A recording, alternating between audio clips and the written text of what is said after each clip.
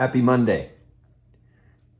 What would you think if I told you that I made this today and it is my new God?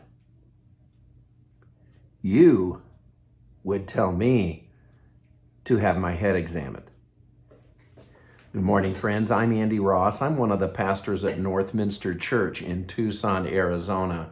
And this is actually a treasured brontosaurus that was handmade by our son Jeremy when he was very little.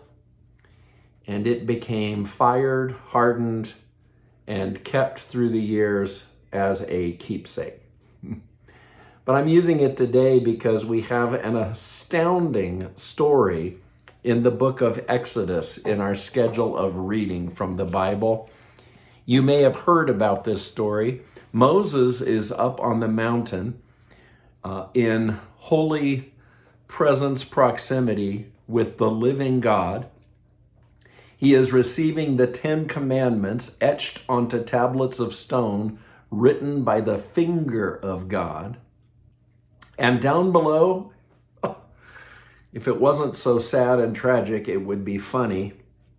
The people are tired of waiting on Moses.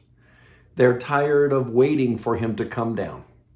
And we read in Exodus 32, when the people realized Moses was taking forever in coming down, they found Aaron and said, "Do something. Make gods for us who will lead us." That Moses, the man who got us out of Egypt, who knows what's happened to him? And so the crazy story goes from there. Aaron collects their earrings, their necklaces, their gold Rolex watches, any kind of gold he can find, melts it down and makes a golden brontosaurus. Calf. And says, "This now is your God." It's an astounding story that leads to Moses being irate. It leads to God being irate. And there's pain, there's sickness, there's punishment, and there's also the grace of God's promise moving forward. You can read about it for yourself. Here are my thoughts about brontosauruses. When they're made by your child, it's a keepsake to treasure, a memento of childhood and art. But in our lives, it's not so astounding. An idol is fashioned by human hands or human thinking because it is a divine power we think that we can control. That's the attraction for idols in our lives. We can control our destiny, what we want that pretend God to do for us.